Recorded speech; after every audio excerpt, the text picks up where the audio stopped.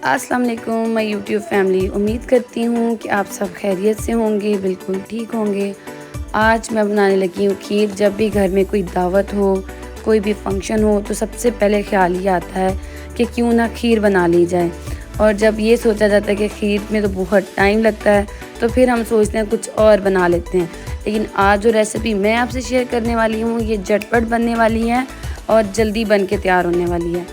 और चलें जी, अपनी रेसिपी का आगाज़ करते हैं। मैंने लिए हैं 1 कप चावल, और 1 कप चावल को मैंने कुकर में डाला है, और जो चाय वाला छोटा कप होता है वो मैंने लिया है। और उसके बाद मैंने इसमें थोड़ा सा पानी ऐड किया ताकि चावल जो हैं हमारे थोड़े से गल जाएं। और उसके बाद मैं इसको कुकर बंद करूँगी। ज़रूरी नहीं है कि आपने साबुत चावल लेने हैं, आप टूटा भी ले सकते हैं, या आप चावलों को थोड़ा सा बारीक भी कर सकते हैं, और वो आप ऐड कर सकते हैं। अब मैं यहाँ पे ऐड कर रही हूँ दूध, जो कि मैंने 4 लीटर दूध लिया है। ये चीज़ें घर में ही मौजूद होती हैं, डेली बेसिस पे हम दूध लेते हैं। जो दूध बच जाता है आप उसको फ्रीज़ कर लें और फिर उसको निकालें और उसकी खीर बना लें। और चावल भी घर में मौजूद होते हैं, और ये बहुत ही आसान रेसिपी है। ज़रूरी नहीं है कि आप ज़्यादा दूध डालें, आप 1 लीटर दूध से भी बना सकते हैं। 1 लीटर दूध लेंगे तो आपने चावल जो हैं सिर्फ 3 टेबल स्पून या 4 टेबल स्पून आपने चावल लेने हैं, ज़्यादा भी चावल नहीं डालने आपने। और अब ये देखिए, मैंने यहाँ पे कुकर बंद कर दिया है। फ्लेम थोड़ी सी मैं ज़्यादा रखूँगी, और जैसे ही मेरी सीटी बोलेगी और मैं फिर इसकी फ्लेम बिल्कुल ज़ीरो कर दूँगी। ज़ीरो फ्लेम पे मैं इसको पकने दूँगी 5 मिनट, और हमारी खीर जो है वो पक के रेडी हो जाएगी। और फिर अगर पतली हुई तो वो फिर हम थिक कर लेंगे। अब मैं तैयार करने लगी हूँ कंडेंस मिल्क। इस तरफ मैंने जो है आधा लीटर मैंने दूध लिया है, और उस पर मैंने 7 टेबल स्पून भर कर मैंने चीनी ऐड की है। अगर जो लोग चीनी ज़्यादा खाते हैं वो अपने हिसाब से चीनी जो है वो कम या ज़्यादा कर सकते हैं। अब इसको हमने हल्की फ्लेम पे पकने देना। अब ये देखें, जैसे ही उसकी विसल बोली है तो ये खीर जो है मेरी बाहर आने लग गई है, क्योंकि इसका कोई दाना जो है वो सीटी में फंस गया होगा, इस वजह से। अदरवाइज़ जो है वो इस तरह बाहर नहीं निकलता, वो हल्की फ्लेम पे पकती रहती है।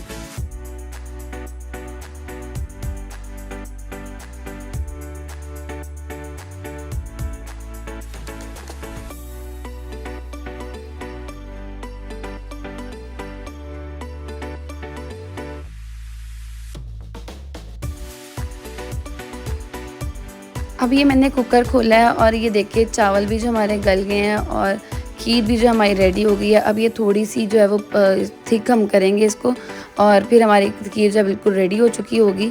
अब यहाँ पे मैं मदानी के साथ कर रही हूँ, ताकि चावल जो हैं वो भी हमारे छोटे जो पीसीज में हो जाएं और बिल्कुल बारीक हो जाएं, और इसलिए मदानी का यूज़ करना सबसे बेस्ट है। यहाँ पे अब हमारा कंडेंस मिल्क जो है वो रेडी हो चुका हुआ है। इसको आप बाज़ार से परचेज़ कर सकते हैं। वैसे ज़रूरी नहीं है कि बाज़ार से परचेज़ करें, ये ईज़िली घर में बन सकता है। अगर आप इसमें थोड़ा सा कॉर्नफ्लोर ऐड कर दें तो ये थिक हो जाएगा, तो मुझे यहाँ पे कॉर्नफ्लोर ऐड करने की ज़रूरत नहीं है। मैंने सिर्फ चीनी और दूध को ही गाढ़ा किया है, हल्की फ्लेम पे मैंने इसको रख दिया था, और पक के उसको थोड़ा सा रह गया, और इसका कलर जो है वो ये निकल आया है। अब ये हमारे जो कंडेंस मिल्क है बन के रेडी हो चुका हुआ है, और नेक्स्ट मैं आपको दिखाती हूँ।